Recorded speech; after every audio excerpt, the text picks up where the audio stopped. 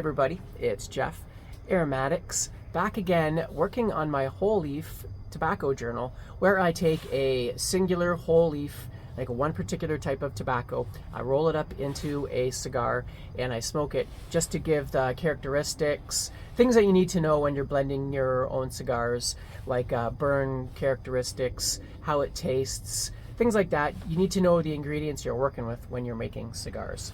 Today I will be smoking a interesting tobacco that I never really heard of before, and it is labeled as Ecuadorian Dark. As far as I know, it is supposed to be a broadleaf variety.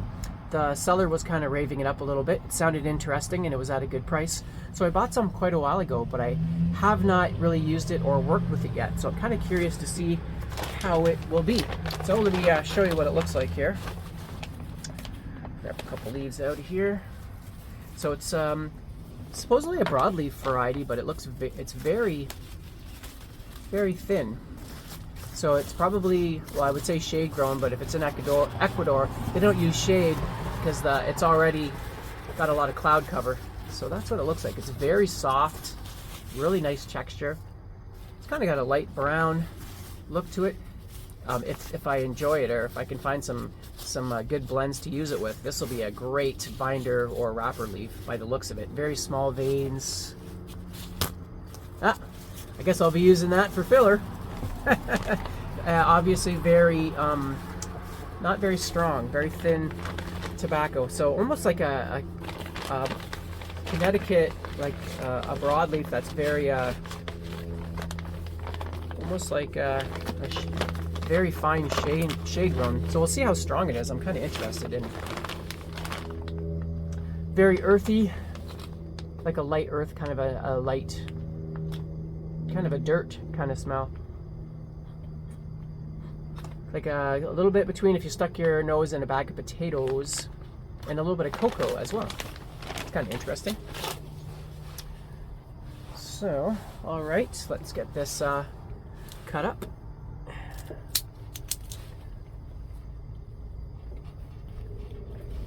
Very light tasting on the lips, no spice. Sometimes you can tell if a tobacco is going to be spicy or strong before you even light it. Very nondescript, maybe a light milk chocolate, but very light. Not a huge fan of mild tobaccos. If you know me, you know that, whether it's pipe or cigar.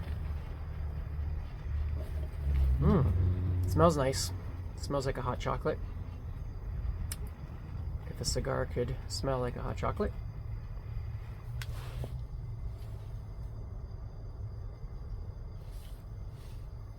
It's obviously very well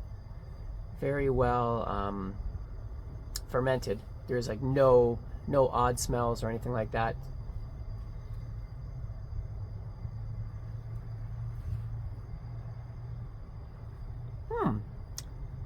Pleasant.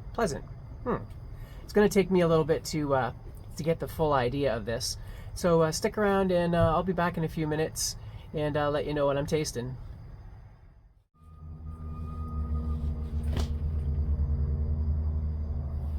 All right, we are back. I'm about halfway down this little Puro cigar here, and I think I got a good feel for what I'm tasting.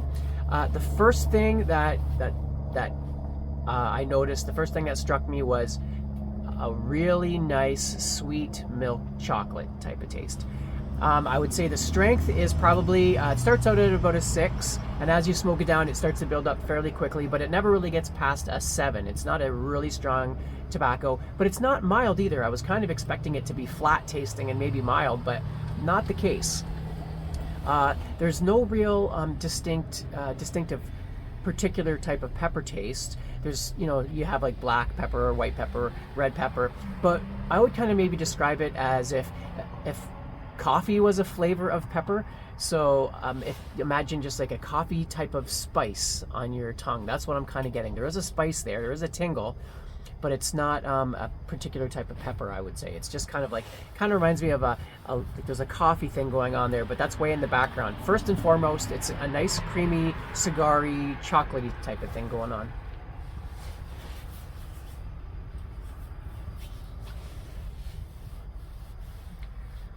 which is pretty cool because I've been working on trying to make myself a chocolatey type of cigar, but I either find I make it either too strong I'm not getting, I kind of want like a full flavored cigar that tastes like chocolate, but I don't want it to be a spice bomb.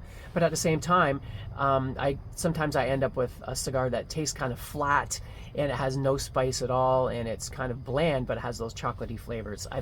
I'm having a hard time hitting that middle ground, and this tobacco seems like it could be that link that might get me to where I want to go.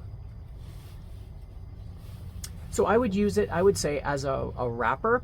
This would be fantastic as a replacement for, say, a Connecticut shade, because that's what it kind of reminds me of. Imagine if you could take a Connecticut shade wrapper and turn it into a Maduro. So you're taking kind of a light flavored, creamy type of leaf, and you're giving it a little bit more of that Maduro aspect, you know, a little bit more chocolate, a little bit more, you're keeping that cream, but you're also getting a little bit of a spice in the background, but without being too strong at the same time.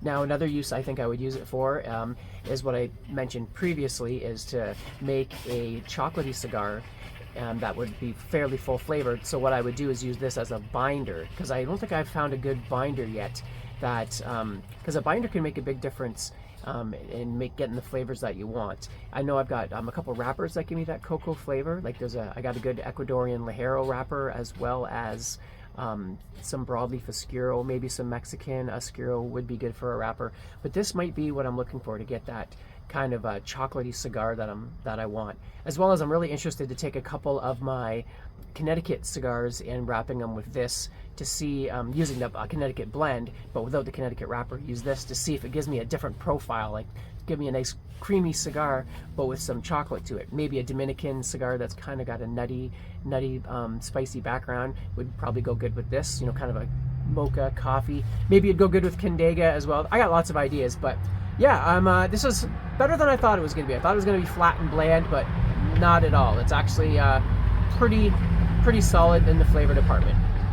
So anyway, that is Ecuadorian Dark.